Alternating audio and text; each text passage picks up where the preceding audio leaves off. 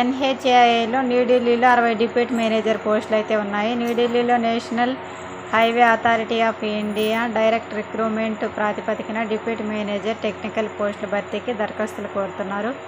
మొత్తం పోస్టులు వచ్చేసి 60 ఉన్నారండి. ఇక్కడ వచ్చేసి అర్హత వచ్చేసి గుర్తింపు పొందిన యూనివర్సిటీలో ఇన్స్టిట్యూట్ నుంచి సివిల్ ఇంజనీరింగ్ లేదా డిగ్రీ అయితే చదివి ఉండాలని చెప్పారు. వయసు వచ్చేసి 30 సంవత్సరాలు మించకూడదంట.